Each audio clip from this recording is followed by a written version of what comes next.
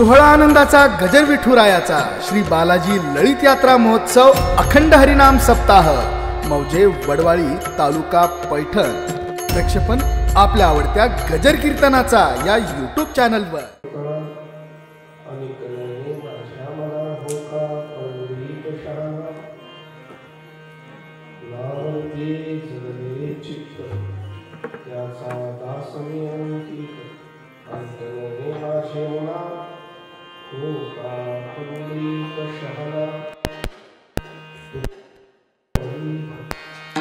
भक्ती जाणे तोची शुद्ध अनेक नये माझ्या मना हो का पंडित शहाणा।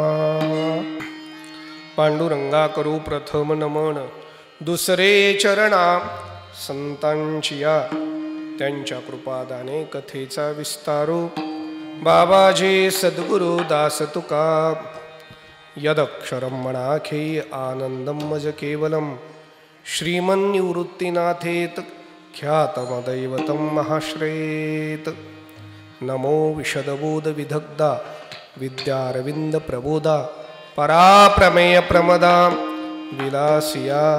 नमो संसार तमसूर्या अप्रतिम परमवीर्या तरुणतरतुर्या लालन लीला।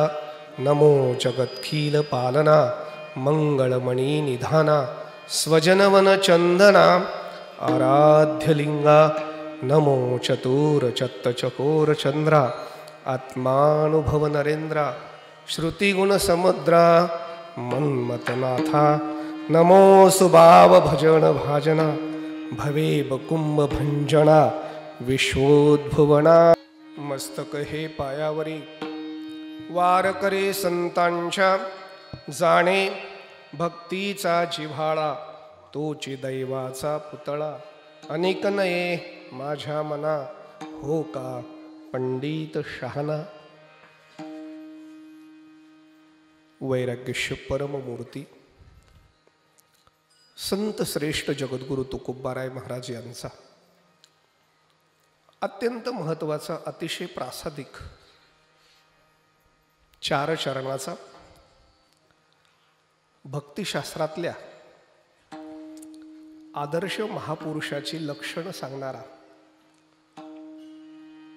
गोड असा अभंग परिचयातला पाठातला अभंग आजच्या चिंतनाकरता सेवेकरता आपण घेतलाय। अतिशय सुंदर भावपूर्ण अशी वारकरी चाल आपण गायलेली आहे। परम पावन या भूमीमध्ये गोदावरी मातेच्या काठावर वारकरी संप्रदायाच्या श्रीमंत एरियामध्ये शांतीब्रह्म श्रीमंत श्री संत एकनाथ महाराज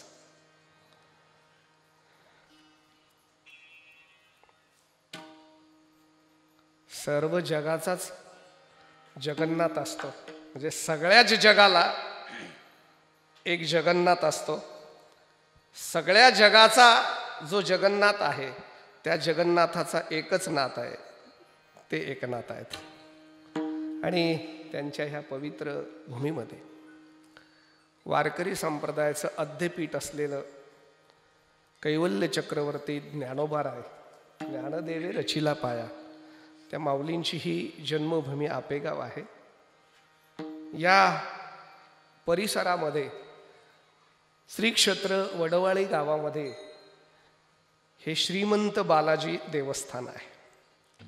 आणि ह्या देवस्थानाच्या अमृत महोत्सवी वर्षाच्या निमित्ताने 2 वर्षाच्या प्रदीर्घ अशा कोरोनाच्या महासंकटानंतर मोठ्या उत्साहामध्ये हा उत्सव आपण संपन्न करत आहात।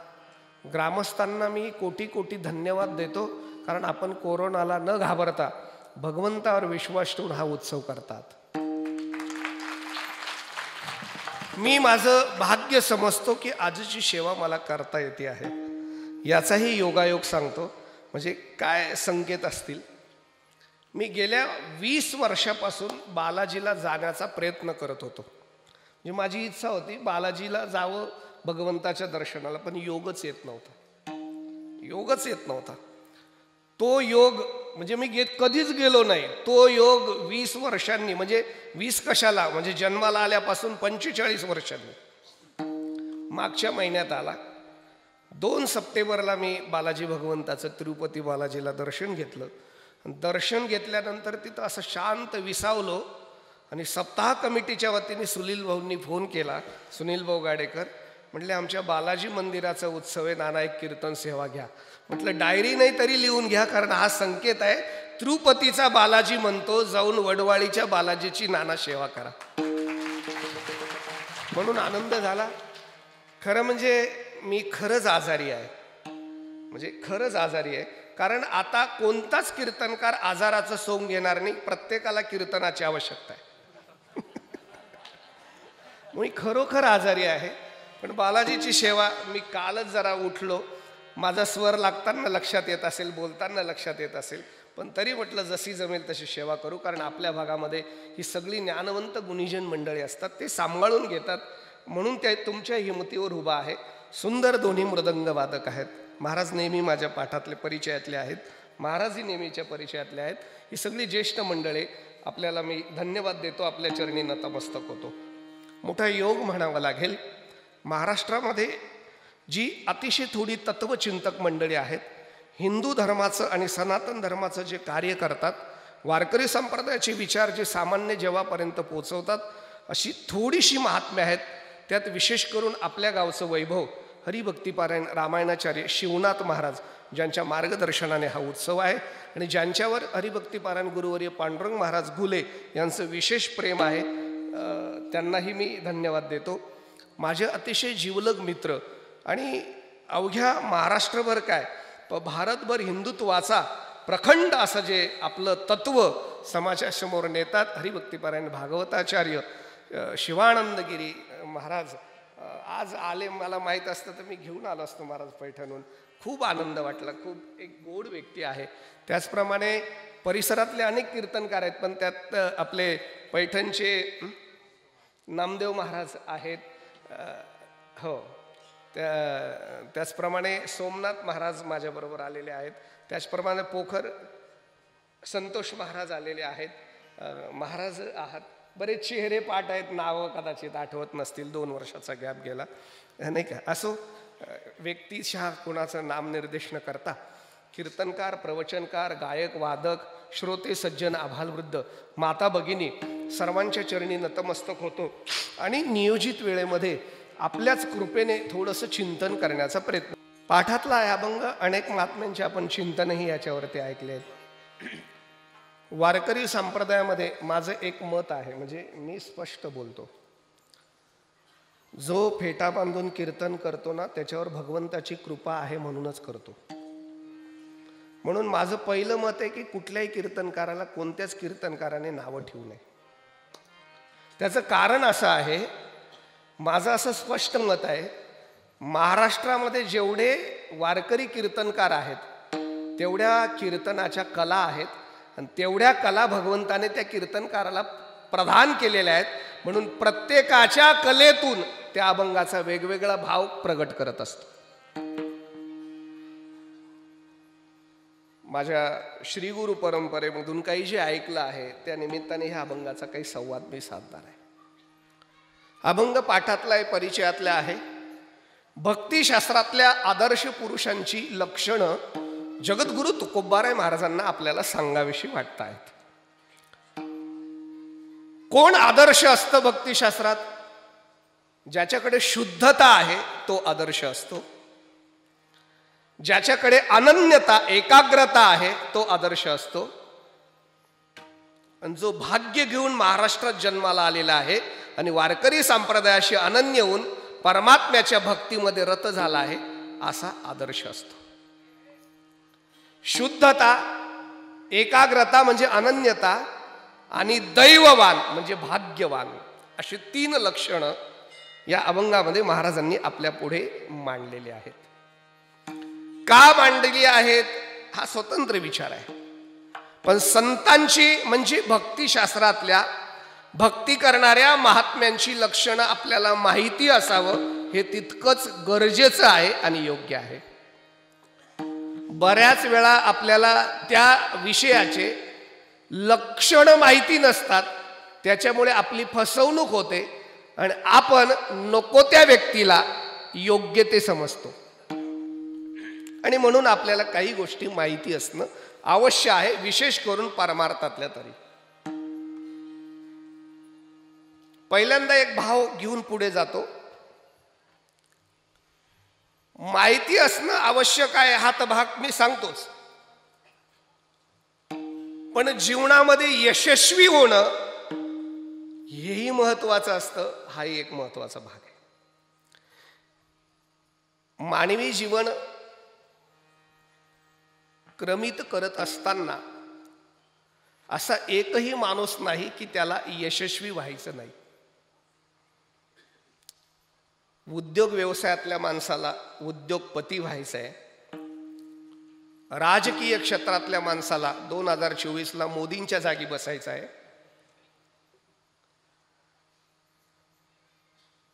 आध्यात्मिक क्षेत्रातल्या माणसाला अध्यात्मातलं सर्वोच्च विद्वत्ता प्राप्त करून परमात्म्याच्या भक्ती अवगत करून परमात्म्याचं प्रेम प्राप्त करायचं आहे.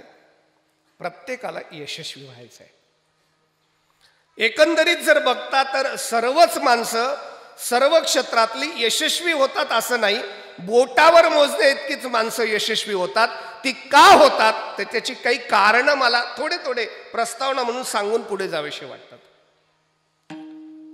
यशस्वी होण्याचं न होण्याचं पहिलं कारण जर आपण विचारात घ्याल, यशस्वी होण्याचं पहिलं कारण जर आपण विचारात घ्याल, आपण जो प्रोजेक्ट मनामध्ये धरला आणि जी क्रांती करायची विचार केला, त्याचं आत्मचिंतन आपण न करता, त्याचा अभ्यास न करता आणि त्याचा होणारा परिणामाचं अवलोकन न करता आपण सहज त्याच्यात प्रवृत्त होतो आणि आपण दुर्दैवाने अपयशी होतो.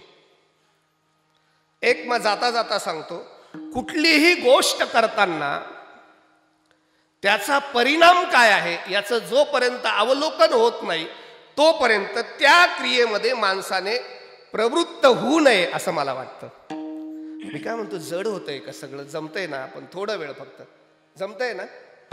काय एसटी स्टँडवर जर उभी असेल ना आणि तिला निघायला उशीर असेल आणि आपण जर बसलो तर खूप गरम होतं, पण निघाली एकदा की कुठला तरी काच फुटलेला असतोच, तिथून चुकून का होईना हवा येतेच आणि थोडीफार लागतेच. म्हणजे एवढंही गरम होईल असं नाही, फक्त थोडंसं मला प्रस्तावना करू द्या. हो, माणसं परिणामाचं अवलोकन करत नाही म्हणून जीवनामध्ये यशस्वी होत नाही असं माझं मत आहे. संत महात्मे जीवनामध्ये यशस्वी झाले त्याचं एकमेव कारण आहे की संत महात्मे जीवन जगत असताना फक्त परिणामाचाच विचार करतात आणि म्हणून ते यशस्वी होतात. जगद्गुरु तुकोबारायांकडे काही माणसं गेली, मस्त भजन करत होते महाराज. तुकोबारायांचं भजन चालू आहे भंडारा डोंगरावरती. शांत भजनामध्ये तुकोबाराय रंगलेले आहेत, गोड भजन करतायत नाही का. भगवंताचं दर्शन झालेलंच आहे तुकोबारायांना. तल्लीनतेमध्ये महाराज आहेत, माझ्या विठोबाचा कैसा आपणची देव होय, आपणची गुरु होय. अशामध्ये ती माणसं विचारतायत, महाराज आपण इतके आनंदी आहात, आपण इतकं आनंदाने भजन करतायत भंडारा डोंगरावर, सर्वच व्यवहाराच्या वया बुडून आल्यात. महाराज आपण भिकारी झालात म्हणून एवढा आनंदी आहात का? आपण भिकारी झालात म्हणून एवढा आनंदी आहात का? महाराज म्हणले, भिकारी झाल्याचा कधीच आनंद मलाही नाही आणि लोकांनाही होऊ नये. मला भिकारी झाल्याचा आनंदच नाही. अहो महाराज तरीही आनंदी आहात आपण. महाराजांनी खुलासा केला तो महत्वाचा आहे. महाराज म्हणतात भिकारी झाल्याचा आनंद झाला नाही. मग भिकारी झाल्याचं दुःख असेल कदाचित, पण भिकारी होण्याचा परिणामाचा हा आनंद आहे. वावया भिकारी हेच आम्हा काम, वावया भिकारी हेच आम्हा कारण, कारण दुसरं काहीच नाही. अंतरावे हे जन दूर जावं, म्हणजे भिकारी होण्याचं दुःख असेल, पण जन दूर जाऊन भजनाचा आनंद आणि एकांत मिळत असेल तर परिणामाचं सुख मोठं आहे. म्हणून क्रियेमध्ये अडकलो नाही, परिणामाचा आनंद भोगतोय. आणि म्हणून यशस्वीतेकरिता क्रियेत अडकण्यापेक्षा परिणाम चांगला असेल तर क्रियेचा विचार करू नये असं मला वाटतं. माळकरी झाल्यावर लोक नावं ठेवत असतील तर त्याच्यात अडकू नये, पण परमार्थ घडतोय, ज्ञानेश्वरी गाथा वाचायला मिळतोय याचा आनंद घ्यावा. आणि थोडंसं गंमत म्हणून बोलू का? कोरोनात अनेक माणसं मेली आणि आपण सुद्धा जाणार आहोत. एवढंच आहे, आपला वेळ अजून आला नाही, एवढंच आहे, जाणं आहे एवढं की नाही. समजा आपण मेलो तर कुणाला शाश्वती आहे? पुन्हा पैठण परिसरातच जन्म मिळेल, वारकरी होता येईल, आहे का शाश्वती? कदाचित काही होऊ शकतं. गाढव, डुक्कर, माकड, कुत्र, काही होऊ शकतं, काही होऊ शकतं. पण माझं काय मत आहे, समजा समजा कुत्र्याचा जन्म मिळत असेल तर काहीच हरकत नाही, पण देवाने एक कृपा करावी, पंढरपुरात द्यावा. इथं घरी हाडहाड करण्यापेक्षा तिथं कुत्र्याचा जन्म मिळाला तर कधीतरी नामदेवराय तूप राठी दिल्याशिवाय राहणार नाही. इथल्या माणसापेक्षा तिथला कुत्र्याचा जन्माचा परिणाम चांगला आहे. माणूस असून तोंडातून गटार गंगा वाहत बसण्यापेक्षा कधीतरी पैठणमध्ये गाढव म्हणून जन्माला यावं आणि नाथ महाराजांनी एकदा अमृत ओतून जावं, परिणामाचा आनंद मोठा आहे. आणि तुम्ही जर मला म्हणणार, माझे प्रिय मित्र आहेत शिवानंद महाराज, कदाचित जर असं झालं महाराज, मी अगदी अंतकरणाचं बोलतो, एकदा जर ज्ञानोबाराय माझ्या डोक्यावर हात ठेवत असतील, एकदा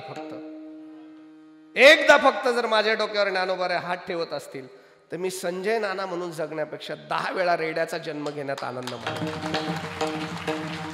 परिणाम चांगला असेल तर क्रियेकडे बघू नका, माणसं यशस्वी होतात. एक मुद्दा. दुसरा मुद्दा एक धावता सांगतो मी. यशस्वी होण्याकरिता संकल्प मोठे करा आणि प्रयत्न सुद्धा मोठे करा. दुर्दैवाने संकल्पही संकोचित झाले आणि त्याचे प्रयत्न तर अजिबातच नाही राहिले. मला माफ करा, पण कष्ट न करता श्रीमंताची अपेक्षा करणं आणि अभ्यास न करता विद्वत्तेचं आव आणणं हे 100% मूर्खपणाचं लक्षण आहे. असं कधीच शक्य होणार नाही, एक लक्षात, कधीच शक्य नाही. व्हॉट्सअप, फेसबुक आणि यूट्यूबवरनं कीर्तनकार होणं कधीच शक्य नाही. म्हणजे शक्य आहे, पण गुरुवर्य जे 70 80 वर्ष सेवा केल्या तितक्या दिवस महाराष्ट्रात टिकून राहणं शक्य नाही. त्याकरता अध्ययनच आवश्यक आहे. संकल्प मोठे असावे आणि संकल्पाचे काय असतं बरं का, ऐका, संकोचित संकल्प करून यशस्वी होण्यापेक्षा व्यापक संकल्प करून अपयशी झालेलं कधी माणूस मोठा असतो. संकल्प व्यापक असला पाहिजे. नाही, माझं असं मत आहे बरं का, ज्ञानोबाराय एवढे एकाच मुद्द्यावर जगात नाही विश्वात मोठे आहेत, कारण ज्ञानोबारायांचा संकल्प मोठा होता. सत्य संकल्पाचा नारायण, सत्य संकल्पाचा दाता नारायण, सर्व करी पूर्ण मनोरथ, सर्व करी पूर्ण मनोरथ.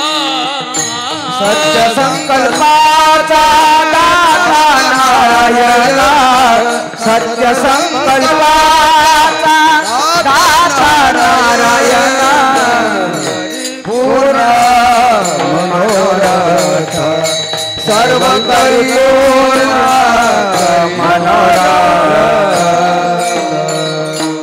असावा आणि विशेष करावा नाही, सत्य असावा, सत्य असावा, सत्य असावा.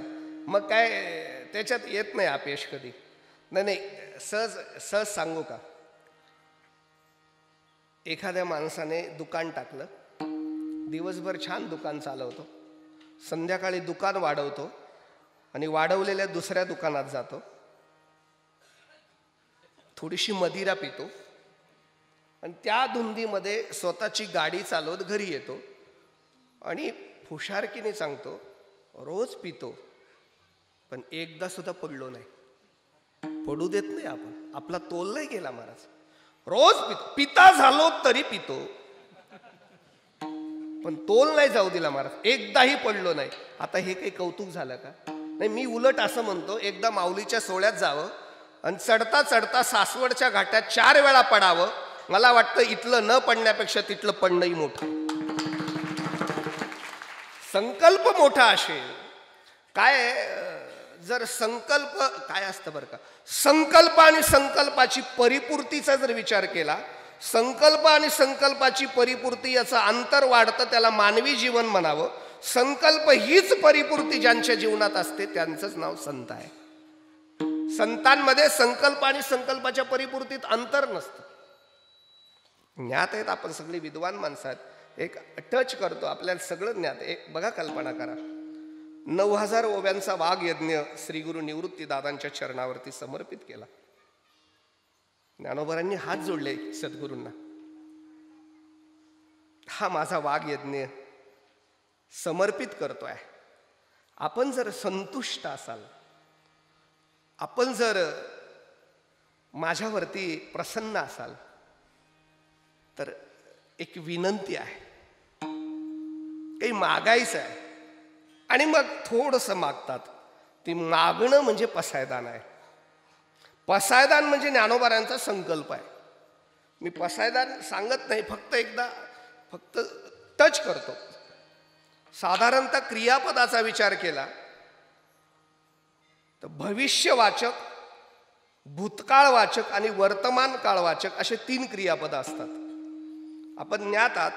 मला सांगा, आता विश्वात्मके देवे येणे वाग्यज्ञ तोषावे हे क्रियापद कोणत्या काळातलं आहे? तोषावे, भविष्यवाचक. वा वा वा, क्या बात आहे. भविष्यवाचक आहे की नाही? हो. जे खळांची व्यंकटी, कोणता काळ आहे? भविष्य. पडो, जडो, वाढो, लावो, सगळं कशाच काळात आहे? म्हणजे तुम्ही पसायदानाचं सगळ्या ओव्या बघा, ज्ञानोबाराय ही संकल्पना भविष्यात व्हावी असा संकल्प करतात. आता नाही, भविष्यात. बरोबर आहे की नाही? आता शेवटची ओवी म्हणा, येत म्हणे श्री विश्वेश्वरावो, हा होईल दान पसावो, येणे वरे ज्ञान देवो, सुखिया वावा. झाला झाला. हा कोणता काळ आला? झाला हा कोणता काळ आला? वर्तमान काळ आला. म्हणजे संकल्प भविष्याचा करतात आणि संकल्पाची सांगता करताना सुखी होतात. याचं काय कारण आहे? संकल्प सत्य आहे, पूर्ण करणारे निवृत्तीनाथ आहेत आणि व्यापक संकल्प आहे, म्हणून हा विश्वास सत्यत्वाला जाणारच आहे. परिपूर्तीचा आत्मविश्वास आहे, याला संत म्हणतात आणि यशस्वीतेकडे मार्ग जातात. विठाला विठाला विठाला विठाला विठाला विठाला. सत्य संकल्पाचे फळ बीजा ऐसे, शोध नाही नाश पावो येत, शोभ नाही नाश पावो येत. सत्य संकल्पाचे फळ बीजा ऐसे, शुद्ध नाही नाश पावो येत, शुद्ध नाही नाश पावो येत. सत्य संकल्प असेल तर कुठलाही नाश इथं नसतो, तो परमात्मा पूर्णत्वाला नेतो. म्हणून संकल्प मोठा असावा म्हणजे यशस्वीतेकडे जातो. आणि तिसरा मुद्दा मला असं वाटतं म्हणजे संकल्प योग्य असावा, क्रियेचा परिणामाचं अवलोकन केलेलं असावं. आणि आता त्या क्रियेकडे जाताना तिसरा भाव आहे आणि तिसरी महत्वाची क्रिया आहे की प्रवासाला निघताना, त्या यशस्वीतेकडे निघताना योग्य मार्ग निवडता यावा. योग्य मार्ग म्हणजे योग्य मार्गावर जाता यावं. काय असतं? योग्य दिशा, योग्य गती माणसाला योग्य सद्गतीकडे नेत असते. योग्य दिशा आणि योग्य गतीचा मार्ग निवडता यावा. मार्गाच्या पण फार अडचणी आहेत महाराज. रस्त्याच्या तर इतक्या अडचणी येतात अलीकडे. रस्त्याच्या चांगला निवडावा तर टोल लागतो, फास्टॅग. खराब निवडावा तर सस्पेन्स ही जातं आणि कमरेत गॅप येतो. ऐका, विस्तार करत नाही मी, त्या रस्त्याचं बोलत नाही. अध्यात्माच्या रस्त्याच्या याच्यापेक्षा भयानक अडचणी आहेत. म्हणजे होत्या, आहेत नाही, होत्या. पहिली अडचण होती अध्यात्माच्या रस्त्याची, एवढा सूक्ष्म होता की कुणाला उमजतच नव्हता. आणि दुसरी अडचण या रस्त्याची अशी होती, एवढा दुस्तर होता की प्रवासच होत नव्हता. मोडून या वाटा सूक्ष्म दुस्तर, मोडून या वाटा सूक्ष्म दुस्तर, मोडून या वाटा वाटा सूक्ष्म दुस्तर. केला राज्यभार आले आईसा, केला राज्यभार आले आईसा, मोडून या वाटा सूक्ष्म दुस्तर, मोडून या वाटा सूक्ष्म दुस्तर. केला राजभार चाले आहे, जागेला राजभार चाले आहे, जा मोडून या वाटा सूक्ष्म दुस्तर, मोडून या वाटा सूक्ष्म दुस्तर. याच्यातल्या दोन गोष्टी अशा आहेत. ही जी सूक्ष्मता आहे ना, सूक्ष्मता ही बाजूला केली ज्ञानोबारायांनी. ही दुस्तरता आहे ना, ती बाजूला केली तुकोबारायांनी, असं मला वाटतं. अतिशय सूक्ष्म असलेला रस्ता ज्ञानोबारायांनी सोपा केला. सोपा, अतिशय सोपा केला. संस्कृतीची गाठी उघडून ज्ञानदृष्टी केली शे. इंग्रजी केली का? मराठी केली. हा सोपा विषय केला. म्हणजे ज्ञानोबारायांनी मराठीमध्ये ज्ञानेश्वरी या महाराष्ट्राला दिली. याच्या इतकं सोपं काय केलं पाहिजे खरं सांगा.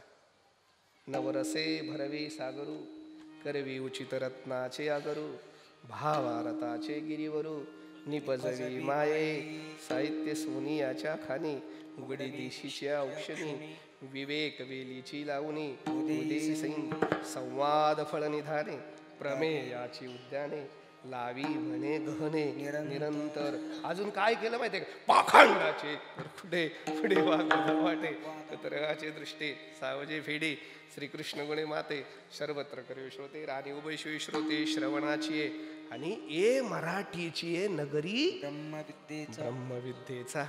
हा सोपा केला महाराज, सोपा केला. काय असतं बरं का, तुम्ही काही म्हणा, संत आले की रस्ता सोपा करतात. म्हणजे संत आले की रस्ता झाडून सोपा करतात. संत आले की रस्ता उजळून मोकळा करतात. झाडू संतांचे मार्ग आणि उजळावया तुका म्हणे मज धाडीले निरोपा, मार्ग हा सोपा सुखरूप.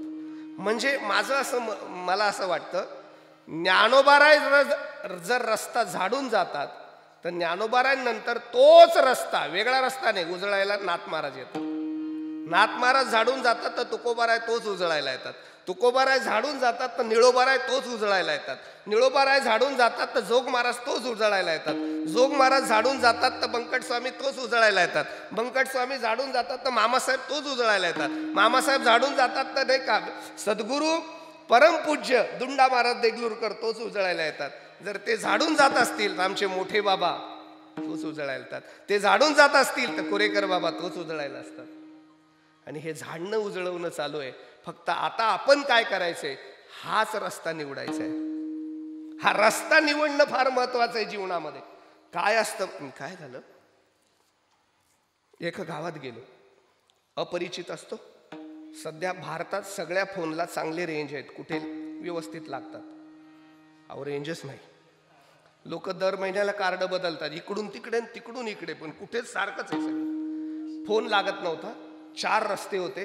गावात तर जायचं होतं, कुणी सांगायला नव्हतं. 2 म्हातारी रस्त्याच्या कडेला बसली होती. त्यांना विचारलं फक्त, का हो बाबा, हा रस्ता या गावात जातो का? म्हातारी बोलायलाच तयार नाही. मी म्हटलं, म्हातारी त्यांच्या गुरुमी, ते मोरद्या राहू द्या. आपलं निघालो. म्हाताऱ्याच्या लक्षात आलं कीर्तनकार आहेत वाटतं, ते जवळ आले. थांबा, काय म्हटलात तुम्ही? हा रस्ता अमुक अमुक गावाला जातो का? म्हातारा म्हणले, माझं वय किती दिसतं? मी म्हटलं, असाल 70-75. मग म्हटले, आता 76 सुरू झालं महाराज. 76 वर्ष झाले मी बघतोय हा रस्ता कुठेच जात नाही, इथंच आहे. ते म्हातारा फार वस्तात होतं. ते म्हातारा म्हणले, 76 वर्षापासून बघतोय हा रस्ता कुठेच जात नाही. पण खरं सांगू महाराज, या रस्त्याने लई गेले, या रस्त्याने लई गेले. मग असा जाणारा घालवणारा रस्ता निवडण्यापेक्षा वा वा, जर या रस्त्याने माझे ज्ञानोबाराय गेले असतील, या रस्त्याने माझे तुकोबाराय गेले असतील, म्हणजे थोडंसं माफी मागून बोलतो, ज्ञानोबाराय तुकोबारायने जर एवढा सुंदर रस्ता निर्माण केला असेल, तर पुन्हा उगच गुजरात, मध्य प्रदेश, UP, MP शोधून रस्ते शोधायची काय गरज आहे? या ना या रस्त्यावर. बरं, काय असतं, ज्याला रस्ताच माहित नाही त्याच्या मागे कशाला जात? हा, त्याला माहितीच नाही, नाही का? हो, पंथ पुढील अशी चालता न कळे, मागेल्याने डोळे उघडावे ना. चालतच राहायचं नसतं. मला असं वाटतं, डोळे उघडायचे नसतील तर माझं एकदा ऐकावं, मी तुमच्या पाया पडतो. जर डोळे उघडायचे नसतील तर एकदा ऐका. आयुष्यभर डोळे झाकून बसा, पण एकदा उघडा. आणि एकदा उघडून फक्त एवढंच बघा, या रस्त्याने ज्ञानोबाराय तुकोबाराय गेलेत का? तो रस्ता निवडा. आयुष्यभर डोळे झाकून चला, अडचण येणार नाही. आयुष्यभर अडचण येणार नाही माझ्या ज्ञानोबाराय तुकोबारायच्या रस्त्यावर. मग तो निवडण्याकरता माझे ज्ञानोबाराय तुकोबाराय कळले पाहिजे. तो निवडण्याकरता संत कळावे, आणि म्हणून संतांची लक्षणं कळावी. ती लक्षणं आपल्याला योग्य कळावी. आता ते वेगवेगळ्या अंगाने संतांची लक्षणं सांगितले. कधी संतांची कीर्ती सांगितली, कधी संतांचा अधिकार सांगितला, कधी संतांचं स्वरूप सांगितलं, नाही का? कधी संतांची विचार केला तर, नाही का, आलिंगन घडे मोक्ष सायुज्यता जोडे, ऐसा संतांचा महिमा सांगितला की नाही? कधी संतांचं स्वरूपाचं चिंतन केलं, स्वरूपाचं चिंतन केलं की नाही महाराज? स्वरूपाचं चिंतन केलं. कधी त्यांच्या स्पर्शाची ताकद, आलिंगनाची ताकद, अनेक संतांची लक्षणं संत महात्मे प्रगट करतात. आपल्याला कळावी याकरिता प्रगट करतात. मी थोडंसं माफी मागून बोलतो, अगदी मनापासून बोलतो. ज्या माणसाने ज्ञानेश्वरी गाथ्याचा अभ्यास केला, म्हणजे संत वाङ्मयाचा अभ्यास केला, संत वाङ्मयाचं अध्ययन केलं, तो माणूस त्याच्या जीवनामध्ये कधीही चूक करत नाही. कोणत्याच गोष्टीत त्याची चूक होत नाही. नाही चूक होत, कारण ज्ञानेश्वरी गाथा कधीही माणसाला चुकू देत नाही. हे मात्र तितकंच खरं आहे. आपण ज्ञानेश्वरी गाथा वाचा, म्हणजे आपल्याला कधी चूक होणार नाही. म्हणजे संत कळतात एवढंच आहे, बाकी काही विषय नाही. संत कळतात एवढंच विषय. त्याची लक्षणं करत असताना महाराजांना अजून एक गोड लक्षण सांगावं वाटलं, की ते संत भक्तिशास्त्रामध्ये पारंगत असतात, ते संत भाग्यवान असतात, दैववान असतात. अभंगाचं पहिलं त्यांच्यात नात आहे ना, शिव असले तरी नात आहे ना, अचूक असो. जाणे भक्तीचा जिव्हाळा, अजून एक गोड लक्षण महाराजांनी या अभंगाच्या माध्यमातून मांडलं. ते भक्तीचा जिव्हाळा जाणतात, आणि म्हणून ते दैवाचा पुतळा असतात. म्हणजे हे सर्वोच्च लक्षण झालं बरं का. आता भक्तीचा जिव्हाळा जाणणं आणि स्वतःला दैववान प्राप्त करणं, दैव प्राप्त करणं. म्हणजे दैव असेल तोच भक्तीचा जिव्हाळा जाणतो, आणि भक्तीचा जिव्हाळा जाणला की तो दैववानच होतो. काही गोष्टी नेणून नेमत्या असतात, काही गोष्टी जाणून नेमत्या असतात. काही गोष्टी नेणून नेमत्या असतात, काही गोष्टी जाणून नेमत्या असतात, काही गोष्टी नेणून जाणत्या असतात. काही माणसं भक्ती नेणून नेमते, कधीच तिचा विचार करत नाही, आणि त्यांना कधी कळणार बी नाही. म्हणजे याच्यापासून खूप दूर असतात, इतके दूर असतात की त्यांचा विचार करायचं काही कारण नाही. नेणून नेमते आहेत. काही जाणून नेमते होतात, काही जाणून नेमते असतात. म्हणजे 20-20 वर्ष वारी केली, आणि कोरोना आला आणि पांढरे लिंबू खाल्ले. जाणून नेमते आहे की नाही? नेणून नेन, पण संत जाणून जाणते असतात भक्तीच्या बाबतीत. काय असतं? नेणून नेणतं पण वेगळं, पण जाणून नेणतं पण वेगळं. काय असतं? अजून एक भाव सांगतो. नेणून नेणतं तर वेगळंच असतं. काही महात्मे असे असतात जाणून सुद्धा नेणतं पण दाखवतात. एक मिनिट घेतो सहज आपलं, म्हणजे मी माझ्यावरच घेऊ का, तुमच्या कुणाचं कशा, माझ्यावर घेतो. एक गंमत म्हणून सांगू आपण. एका गावात कीर्तनाला गेलो, समजा, म्हणजे दृष्टांत आहे, खरी गोष्ट नाही. एका गावात कीर्तनाला गेलो, गाडी लावली, गल्लीतून असं चाललो, गल्लीतून चाललो, नेमकी लाईट गेली, सगळीकडे अंधार झाला. आणि त्या अंधारामध्ये 4-5 पोरं खेळत होती. अशी पोरं बघितली आणि एका श्रीमंताचं 5 वर्षाचं पोरग त्याच्यात होतं आणि त्याच्या हातामध्ये 5 तोळ्याची अंगठी होती. मला मोह झाला. अंधाराचा फायदा घेतलाच पाहिजे. 5 तोळ्याची अंगठी आहे ना. मग मी त्या मुलाला लाडा, म्हणजे हे दृष्टांत आहे, असं मला समजू नका बरं. 5 तोळ्याची अंगठी, मला लोभ झाला. मी त्या मुलाला बोलण्याच्या नादात लावलं आणि खिशातलं चॉकलेट काढलं आणि त्याला दाखवलं. ते म्हणले, महाराज द्या ना मला. तुला आवडतं? हो आवडतं. द्या ना महाराज. मी देत नसतो. महाराज द्या ना. नाही देत. महाराज द्या ना. मी म्हटलं असं कर, हे तुला देतो आणि तुझ्या हातातलं मला दे. ते म्हणले हे घ्या. त्याला काय करायचं. त्याने 5 तोळ्याची अंगठी माझ्या हातात दिली. मी त्याला 2 रुपयाचं चॉकलेट दिलं. निघून गेलो, कीर्तन केलं, घरी निघालो, पाकिट पण घेतलं. हो, रस्त्याने जाताना माझ्या मनात विवेक जागा झाला. मला माझाच मी विचार केला, म्हणजे असं सर्वांनी करावं. मी ज्ञानोबाराय तुकोबारायांचं नाव घेतो, नुसत्या त्यांच्या नावावर लोक माझे बॅनर छापतात, लोक माझ्या पायाला स्पर्श करतात, लोक मला महाराज म्हणतात, लोक मला मान सन्मान देतात. आणि आज मी चोरी केली. माझं जाऊ द्या, पण माझ्या ज्ञानोबारायांना किती दुःख झालं असेल, माझ्या तुकोबारायांना किती दुःख झालं असेल की आमच्या संप्रदायात असलं बिलिंदर आलंच कसं, कलंक लावायला. नाही, हे महाराष्ट्रात जन्माला आलं नसतं तर काय फरक पडला असता. नाही, याने वारकरी नसता झाला तर काय फरक पडला असता, असं ज्ञानोबारायांना वाटत असेल ना. मला पश्चाताप झाला. आणि एक वाक्य माझं नीट ऐका. कितीही पाप करा, पण मनापासून पश्चाताप होऊ द्या आणि परत ती गोष्ट करू नका, तुम्हाला माफ आहे. मी म्हटलं आता परत गावात जाऊन देणं शक्य नाही, याचा काहीतरी वेगळा कार्यक्रम. तेव्हा नेमका नाशिकचा कुंभमेळा चालू होता. म्हटले एखाद्या साधूला देऊन मोकळवू. गोदावरीच्या काठाने चालत होतो. म्हटले एखादा साधू शोधावा, तोही मिळत नव्हता. मला बरं वाटलं, एक साधू भेटले. मस्तपैकी त्यांनी असा त्यांचा टेंट दिलेला होता, शांत बसलेले होते. मी महाराजांचं दर्शन घेतलं आणि महाराजांना म्हटले, महाराज आपल्याला ही 5 तोळ्याची अंगठी कुंभमेळ्याचा पर्व कालावर दान द्यावी अशी माझी इच्छा आहे, घ्या महाराज. तो महाराज म्हणले, बेटा मुझे क्या करना, नहीं चाहिए. मी म्हटलं मुझे देना है ना. नहीं चाहिए. जसं बळजबरीने साखरपुड्यात एखादी पोरीने अंगठी घालावी नवरदेवाच्या बोटात, तसा महाराजांचा बोट केला आणि त्यांच्या बोटात मी ती घालून मोकळा झालो. महाराजांनी धाडकने माझ्या कानफडीत दिली आणि अंगठी काढून गोदावरीत फेकून दिली. माझा दृष्टांत संपला. 5 वर्षाच्या पोराने 2 रुपये त्या चॉकलेटवर काढून दिली आणि 100 वर्षाच्या तपस्वी साधूने गोदावरीत फेकून दिली. आता 100 वर्षाच्या साधूला लहान पोरगा म्हणायचं का 5 वर्षाच्या लहान पोराला साधू म्हणायचं, मला तुम्ही सांगा. मला असं वाटतं सोन्याचा भाव 50,000 आहे, पण त्या सोन्याच्या बाबतीत लहान मुलगा नेणून नेमता आहे आणि साधू जाणून सुद्धा नेमता आहे. अशी महात्मे वारकरी संप्रदायात आहे. ते भक्ती जाणतात आणि समाजाला भक्ती पंथ. महाराज तुका म्हणे, होय जाणून नेनता आवडे त्या अनंता जीवाहुनी. स्वतःच्या जीवापेक्षा असून जाणून नेनता आवडतो. म्हणजे कळून जो न कळल्यासारखं करतो तो बरं का.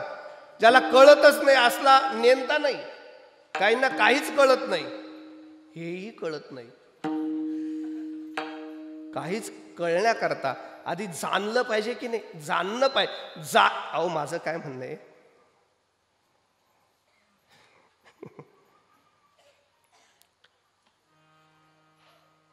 42 वर्ष वय झालं तरी कोणीच मुलगी दिली नाही, म्हणून ब्रह्मचारी राहिला. पण अनेक मुली मागे लागल्या तरी संसारात पडला नाही. आता कोण महत्वाचं हे आपण समजलं पाहिजे, बरोबर की नाही? हे महत्वाचं. म्हणजे मला काय म्हणायचं, विषय प्राप्त असावा आणि तो त्यागता यावा. प्राप्तच नाही त्याचा त्याग दाखवण्यात काय मजा, कळतच नाही आणि उगाच न कळल्यासारखं केलं काय. कळलं पाहिजे, आधी कळलं पाहिजे.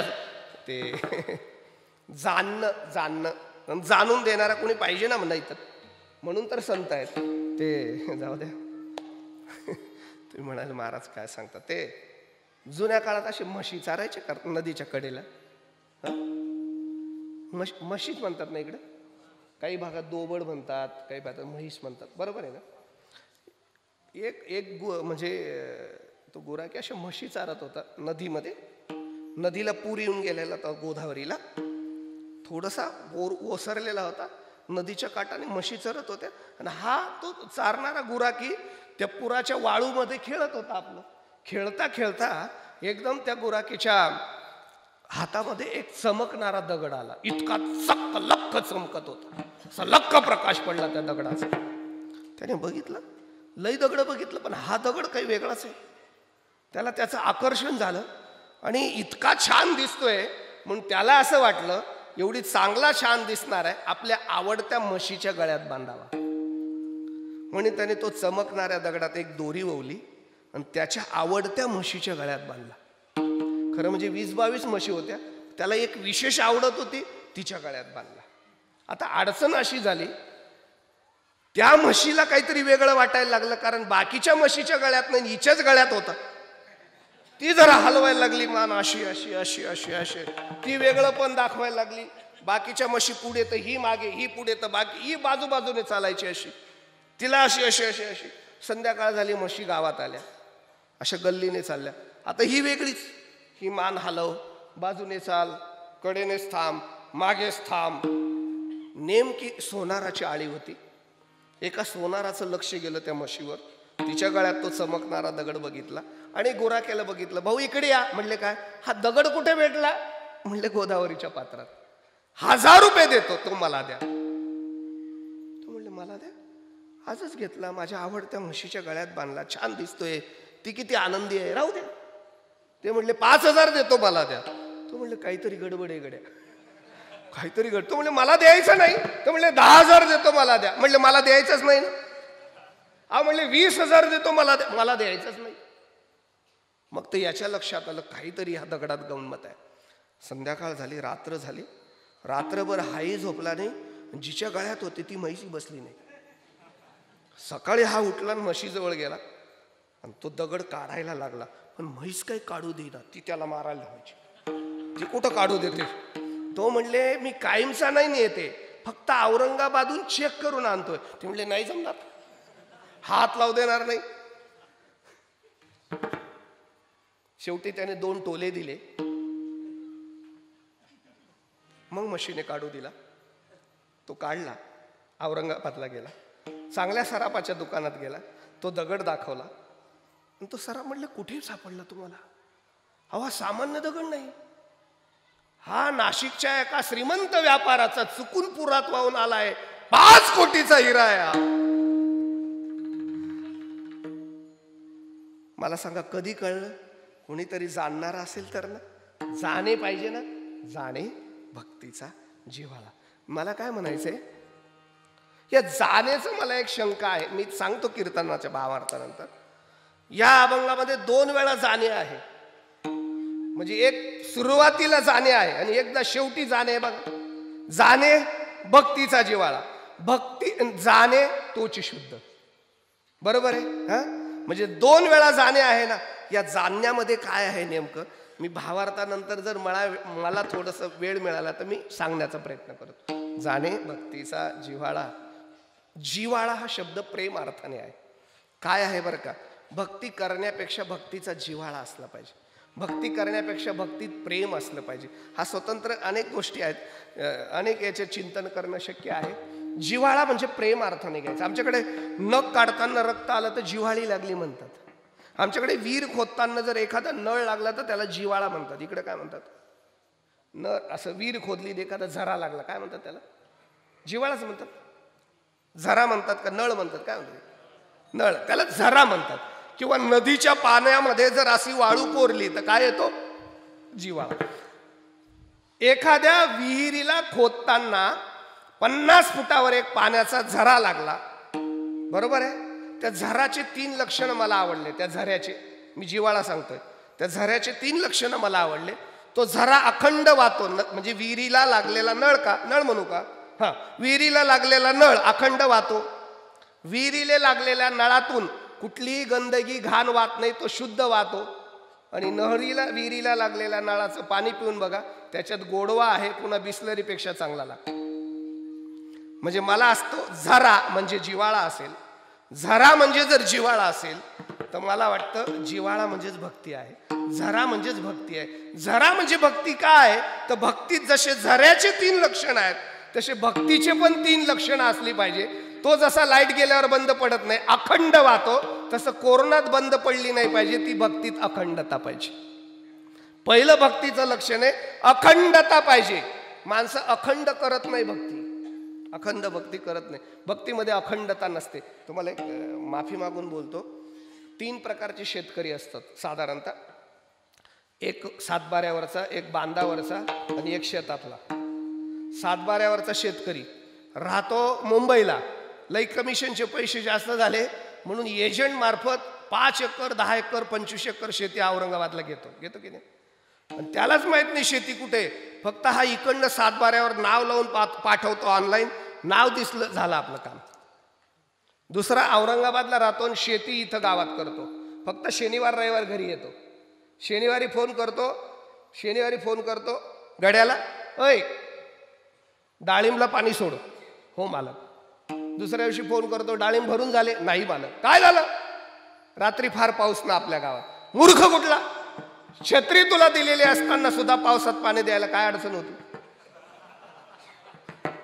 हे बांधावरच असतं. तिसरा मात्र हाडाचा असतो. तो शेतीमध्ये राबतो. नफा हो अथवा तोटा हो त्या माईशी एकरूप असतो. जसे 3 शेतकरी असतात, मला माफ करा, तसे 3 वारकरी असतात. एक नुसतं सातबाऱ्यावरचं असतं, माळ घालण्यापुरतंच असतं, पुन्हा त्याचा कशाची संबंध नसतो.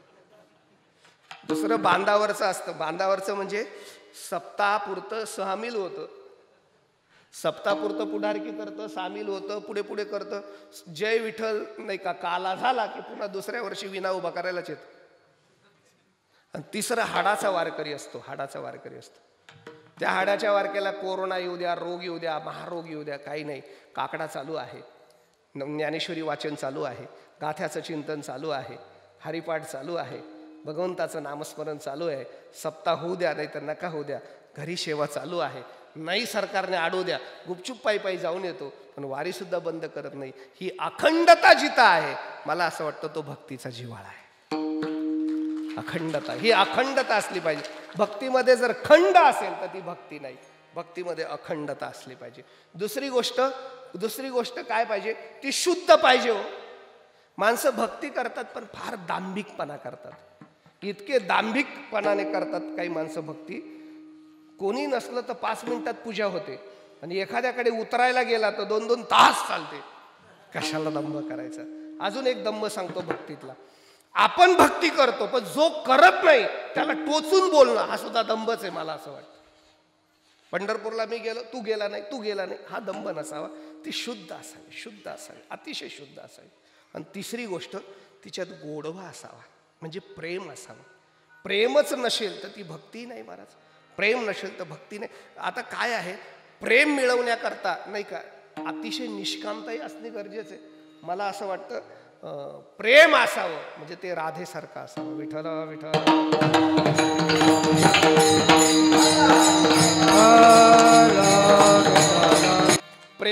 भक्ती प्रेमाचा विचार सांगत असताना 3 प्रकारचं प्रेम सांगितलं. 3 प्रकारची भक्ती प्रेम सांगितलं.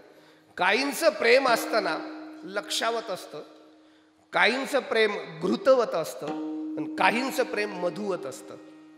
काही माणसं भगवंताची भक्ती करतात, भगवंतावर प्रेम करतात, पण लक्षावत प्रेम करतात. लक्षावत प्रेम करतात म्हणजे लाखेसारखं प्रेम करतात. ती लाख माहिती आहे आपल्याला? ती पोस्टाच्या तिकिटाला पूर्वी चिटकवायची बघा, मतदानाच्या पेटीला शील करायची ती लाख, माहिती आहे ती? लाख नाही, लाख. हा, ती लाख अशी आहे, ती लाख आच लावली की ती वितळते आणि आज कमी केली की घट्ट होते. बरेच कोरोनात नामस्मरण करत होते, आता सोडून दिलं. म्हणजे चटके बसले की देव आठवतो आणि नाही, अशी भक्ती नसावी. काय झालं अशी भक्ती? ते सर्वांना माहित आहे. देव निघाले, युद्ध संपल्यावर निघाले. शेवटी आत्याला भेटले, कुंती मातेला. आत्या येतो ग? हे कुठं चालला? आत्या झालं ना आता सगळं झालं. आता तुझ्या मुलांना राज्य मिळालं, कौरव मेली सगळी, झालं आता, जाऊ दे. कुठं जाणार? आता मी जातो आत्या. का रे कृष्णा? म्हणजे आम्ही दुःखी असू तर तू जवळ राहतो का? आणि आम्हाला सुख प्राप्त झालं तर दूर जातो का? नाही, आम्हाला जर सुख प्राप्त होऊन तू दूर जातच असेल तर हे सुखापेक्षा आम्हाला पुन्हा पुन्हा दुःख मिळावं आणि ते भोगण्याकरता तुझं सानिध्य असावं. विपदसंतनो तत्र तत्र जगद्गुरु भवतो दर्शनम यश्चात् अपुनर्भव दर्शन. पुन्हा ते दर्शन घडत असेल तुझं, भोगणे ते फळ संचिताचे. आम्ही ते संचित आनंदाने भोगू, पण ते भोगण्याकरता सुद्धा तू असावा देवा. ठेविले अनंते तैशेची राहावे, चित्त असू द्यावे समाधान. हा भक्तीतला अत्यंत महत्वाचा, नाही का? नाही तर मग लक्षावतासारखं नसावं. दुसरं जे प्रेम आहे ते घृतवत असतं. घृतवत म्हणजे काय आहे बरं का महाराज? या घृत म्हणजे तूप. या तुपाचं काय असतं? प्रेम आहे, तुपाची धार पण अखंड आहे, तिच्यात कधी खंडन नाही, पण गोडवाच नाही हो. त्या प्रेमाला गोडवाच नाही. मला एक सांगा, किती घरचं तूप असलं तर नुसतं पिता येतं का? त्याच्यात साखर तर पाहिजे की नाही? साखर तर पाहिजे की नाही? त्याच्यात गोडवाच नाही. थोडीशी माफी मागून बोलतो. आता हे दोन भाव ऐका. एक माणूस फार ज्ञानी आहे, पण त्याच्यामध्ये गोडवा नाही, प्रेम नाही, ती भक्ती नाही. आणि एक माणूस फार गोड आहे, फार प्रेम आहे, पण ज्ञानच नाही, ती भक्ती नाही. म्हणजे तूप असेल तीही नाही, घृतवती भक्ती नाही. मग भक्ती कशी असावी? मधुवत असावी, मधासारखी असावी. हिवाळा असला तर घट्ट होत नाही, उन्हाळा असला तर पातळ होत नाही, त्याच्यातला गोडवा कधी कमी होत नाही. प्रेम अमृताची धार वाहे देवा ही समोर. क्या बात है, क्या बात है. समोर वाहे देवाचे समोर, समोर वाहे देवाचे समोर, समोर अमृताची धार वाहे देवाचे समोर, वाहे देवाचे समोर, वाहे देवाचे समोर. प्रेम अमृताची धार, प्रेमाची धार असावी परमात्म्याजवळ. ते प्रेम कधीही वेगळं करत नाही महाराज. एक राधा थोडीशी आठवली म्हणून जातो, हा जिव्हाळा संपवतो. हा अतिजिव्हाळ्याचा विषय म्हणून याच्यात विस्तार करत नाही. राधा आठवली, कृष्णाला आठवली, मला नाही, कृष्णाला आठवली. कारण मी तेवढा भाग्यवान नाही. कृष्णाला आठवली कारण मला असं वाटतं, शिवानंद महाराज, राधा भाग्यवान नव्हती, कृष्ण भाग्यवान होता. कारण त्याला राधा भेटली आणि त्याला राधा आठवली. कारण राधा भक्ती आहे ना. हा आठवली, उद्धवाला बोलवलं, विस्तार करत नाही, वेळेत सोडायचंय मला. उद्धवाला बोलवलं, राधेचा निरोप घेऊन ये उद्धवा. उद्धवजी गेले गोकुळामध्ये. राधेची चौकशी केली. गोकुळवाशी म्हटले, ज्या दिवशी कृष्ण गोकुळ सोडून गेला त्या दिवशी राधाही गोकुळ सोडून गेली. कुठेतरी वनात फिरत असते, भटकत असते, कृष्णाचं भजन करत असते. कधी कुणाला भेटत असते, कधी कुणाला भेटत नसते. उद्धवा, तुम्हाला शोधावे लागेल. खरं सांगू का महाराज, ज्ञानाला प्रेमरूपी भक्ती रूपी राधा शोधावीच लागते. ज्ञानाला प्रेम भेटत नाही, त्याला शोधावं लागतं. उद्धव रूपी ज्ञान प्रेमरूपी राधेला शोधता आहे. 1-2 दिवस 4 दिवस अनेक दिवस भटकत राहिला. एक दिवशी असा प्रसंग आला, त्या जंगलामध्ये राधा शोधत असताना राधा तर भेटली नाही, पण एक वाळलेल्या झाडामधून कृष्ण नावाचं भजन त्याला ऐकू आलं. वाळलेलं झाड भजन करतंय, काळं झाड आहे, भजन करतंय. उद्धवजी जवळ गेले. झाडाजवळ गेल्यावर ते झाड नव्हतं, रक्त मांस आटलेली राधा होती, पण कृष्ण नावाचं भजन चालू होतं. हालून जागं केलं. राधा मैया, कृष्ण परमात्म्याचा निरोप घेऊन मी आलो आहे, उठा. कृष्णाचं नाव ऐकलं, राधाजी उठल्या. कुठे आहे कृष्ण? कुठे आहे कृष्ण? सांगा ना, कुठे कुठे कुठे आहे तो? इथं नाहीये. रथात बसा, तुम्हाला भेटवतो. रथापर्यंत हात धरून नेलं राधा मैयाला. रथात बसायला नाकार दिला. म्हणले असं करा ना उद्धवजी, मी रथात बसून तिथं जाण्यापेक्षा कृष्णालाच इथं आणा ना. उद्धवजी तुमची इच्छा, बसा, मी कृष्णाला घेऊन येतो. रथ निघाला आणि पुन्हा राधाजी ओरडल्या, उद्धवजी थांबता का काय? त्याला म्हणा नको येऊ भेटायला, जा तुम्ही, आपली इच्छा. पुढे 4 पावलं गेले, पुन्हा थांब. नाही नाही उद्धवजी, नाही, एकदा घेऊनच या ना. त्याला म्हणा भेटून जा. पुन्हा 4 पावलं गेले, नाही नाही नाही थांब उद्धवजी, नाही, त्याला म्हणा नको येऊ भेटायला. म्हणजे एकदा भेटायला येऊ नको म्हणायच्या आणि एकदा भेटायला या म्हणायच्या. उद्धवजी कंटाळले. ते म्हणले राधाजी एकदाच काहीतरी सांगा. त्यावेळेस राधाजीने सांगितलं, खरं सांगू? म्हणले हो. जोपर्यंत माझ्या या पंच नाही का तत्वाचा देहामध्ये परमतत्व परमात्मा आहे, मी जिवंत आहे, तोपर्यंत त्या कृष्णाला मला कधीच भेटायचं नाही. भेटायला येऊ नको म्हणा, मला भेटायची इच्छाही नाही म्हणा. हा, उद्धवच रडायला लागला. म्हणजे ज्याला भेटण्याकरता जीवन समर्पित आहे, ज्याला भेटण्याकरिता सगळं व्यथित झालंय, आता त्यालाच भेटायचं नाही, ही कोणत्या प्रकारची भक्ती आहे? हे कोणत्या प्रकारचं प्रेम आहे? उद्धवजीचंही डोकं चाललं नाही. उद्धवजी म्हणतात हे काय आहे? राधा मैया म्हणले तुम्हाला नाही कळणार. भेटण्याकरिता 2 विषय पाहिजे, एक भेटणारा आणि एक भेटणारी पाहिजे, तर भेटण्याची क्रिया पूर्ण होईल. इथं कोणी कोणाला भेटायचं? कृष्ण म्हणजेच मी आहे, मी म्हणजेच जर कृष्ण असेल, मी आणि कृष्ण जर वेगळाच नसेल तर कुणी कुणाला भेटायचं? उद्धवा, तो भेटला आहे म्हणून मी आहे, आणि मी आहे म्हणूनच तो भेटला आहे. ते कुणी कुणाला भेटायचं? आणि एक सांगू का, तो भेटला आहे आणि त्याला मी जपून ठेवला आहे. माझ्या हृदयामध्ये तो आहे.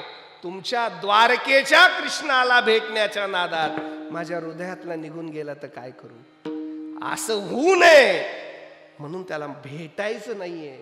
खरं सांगू का, खरं सांगू का, तो जर जिव्हाळाच असेल तर वेगळा पुन्हा भेटण्याची काय गरज आहे? हो, का लवणाची कुंजरी सुदलिया लवण सागरी, नोवेची माझारी परती जेवी, नाही का, नोवे सारिता निराळे, लवण मिळविता जळे, जाणे भक्तीचा जिव्हाळा. इतका जिव्हाळा असेल तोची, इतका जिव्हाळा असेल तोची दैवाचा पुतळा.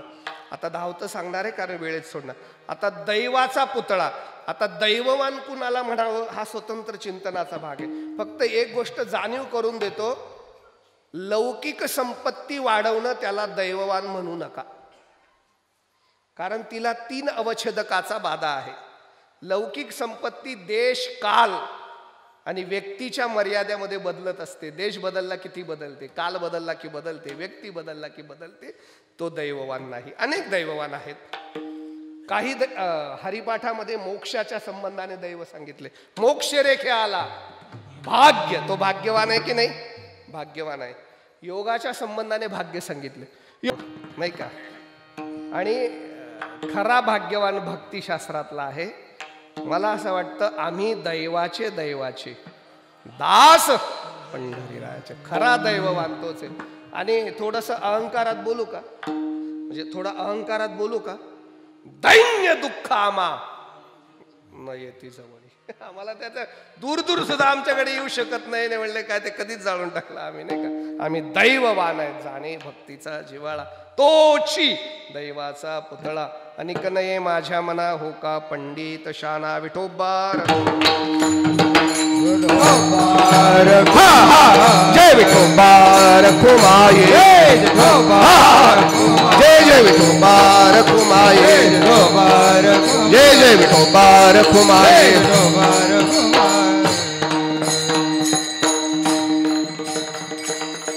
शेवटी ना चाल. अनिक नये माझ्या मना हो का पंडित शाना. महाराज हा काय म्हणजे काय, महाराज म्हणतात पंडित असू द्या शाना असू द्या माझ्या मना नये.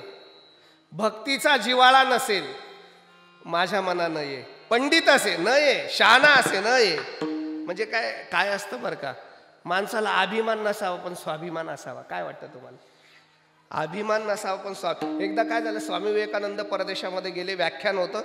असं सुंदर भगवा पेठा घातला, सगळं असं भगवं वस्त्र परिधान केलं, सुंदर शाल अंगावर घेतली, उंच असं सुंदर देखणं व्यक्तिमत्व, आणि जाताना मात्र चप्पल त्या देशातली घातली.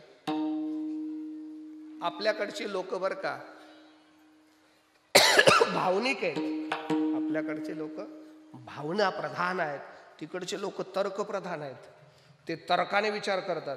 एका पोरीने अभ्यास केला आणि स्वामीजींना थांबवलं. महाराज सगळा वेशभूषा भारताची घातली, चपला भेटत नाही का तिकडे, आमच्या देशाच्या कशाला घातल्या? महाराज म्हणले आमच्या देशात चपला भेटत नाही असं नाहीये, माझ्या देशाचं हे सगळंच परिधान केलं, डोक्यावर घेतलं, याचा अर्थच असा आहे माझ्या देशाची संस्कृती डोक्यावर घेण्यासारखी आहे आणि ह्या देशातली पायात तुडवण्यासारखी वाटली म्हणून तुमच्या चपला घातल्या, बाकीचं काही नाही. म्हणजे हा अभिमान नाहीये, हा स्वाभिमान आहे. म्हणजे माफ करा मला, मी मनापासून माफी मागतो, मला कधीही अभिमान नसावा, पण मी महाराष्ट्रात जन्माला येऊन वारकरी कीर्तनकार आहे याचा मरेपर्यंत स्वाभिमान ठेवेल. स्वाभिमान असा तुकोबारांचा स्वाभिमान आहे. अनिक नये माझे मना हो का पंडित शाना. पंडित असू द्या शाना. एक गंमत सांगू का तुम्हाला, पंडित शाने नसतात आणि शाने पंडित नसतात. बहुता बरेच पंडित शहाणे नसतात, बरेच शहाणे. आमच्याकडची एक घटना सांगतो. एक शेतकरी आणि एक कॉलेजचा प्रोफेसर मुंबईला निघाले युगायुगाने एका बसमध्ये.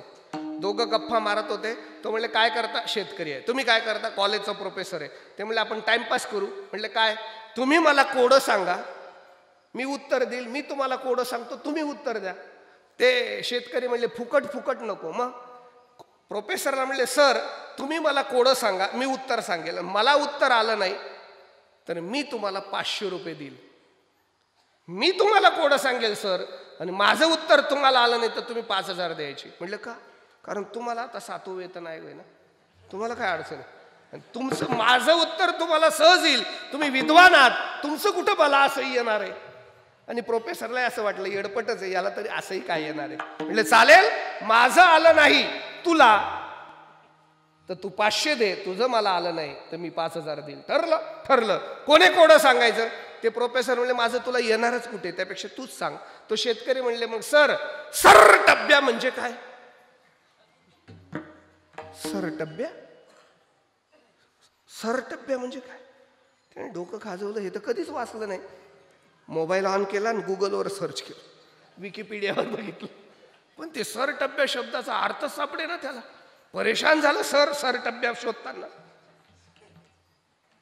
घरी फोन लावला, तिलाही विचारलं कारण तीही प्रोफेसर होती, बघ ग जरा सरटब्या. ती म्हणले टब्या सर सापडत नाही. परेशान झालं. अहो परेशान करता करता 10:30 वाजले ना. म्हटले आवर सांग. शेवटी वैतागलं.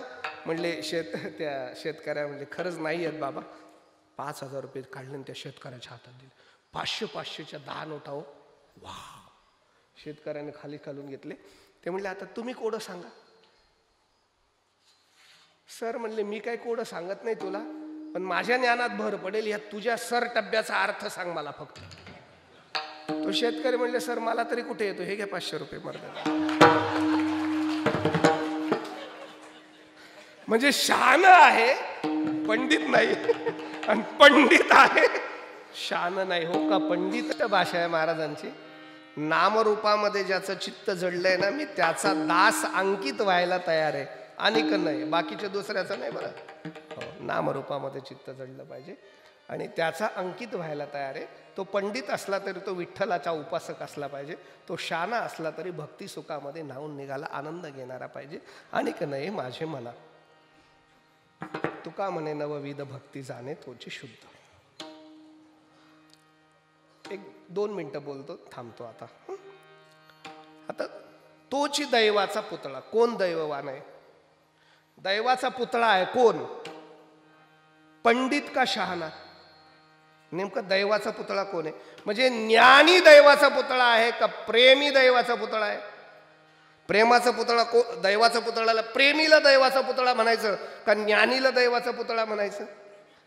प्रेमीलाही म्हणायचं नाही, ज्ञानीलाही म्हणायचं नाही. कारण नुसतं प्रेम म्हणजे दैव नाही, नुसतं ज्ञान म्हणजे दैव नाही. नुसतं ज्ञान असेल प्रेम नसेल तर ते कोरडं आहे की नाही? ते अहंकाराकडे नेतं. आणि खूप प्रेमाचा फाजर म्हणजे पूरच आला असेल पण ज्ञानाचा ठांग फत्ता नसेल तर तेही आंधळ आहे. मग जाऊ दे, हे सगळं एकाच मिनिटात सांगतो. जाऊ दे मला एक भाव सांगतो. आमच्या नाशिकला एक घटना घडली. नाशिकला एक चांगली घटना घडून गेली. तुम्हाला माहिती आहे का नाही मला माहिती नाही, माहिती असेल कदाचित. सांगतो. रामप्रभू सीतामातेचं येऊन राहून गेले पंचवटीत. चांगली घटना घडून गेली. सुंदर असे पंचवटी वन होतं.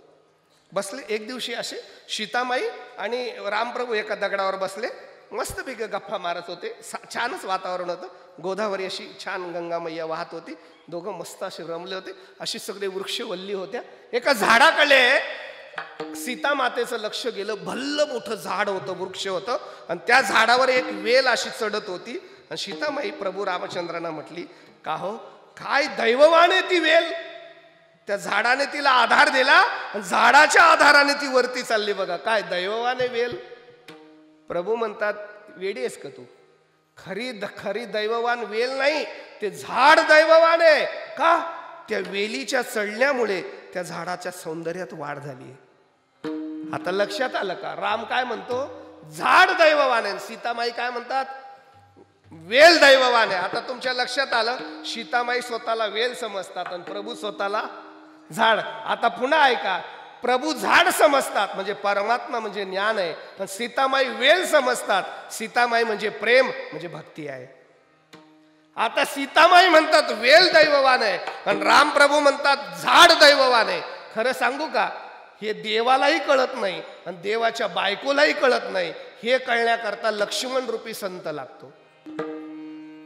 लक्ष्मण आले आणि सीतामाई सांगतात, भाऊजी खरं सांगा ती वेल किती दैववान आहे. प्रभू म्हणतात, लक्ष्मणा खरं सांगतो झाड किती दैववान आहे. लक्ष्मणाला प्रश्न पडला, वहिनीची बाजू घ्यावी का दादाची घ्यावी. लय अडचण पडते कधी कधी, पण खरं सांगू अडचणीवर मार्ग काढतात आणि कुठल्याही परिस्थितीवर सत्य सोडत नाही ते संत असतात. लक्ष्मण म्हणले, खरं बोलू का? बोला खरं.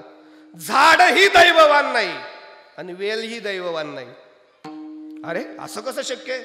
झाडही दैववान नाही आणि वेलही दैववान नाही, असं कसं शक्य आहे? मग दैववान कोण आहे?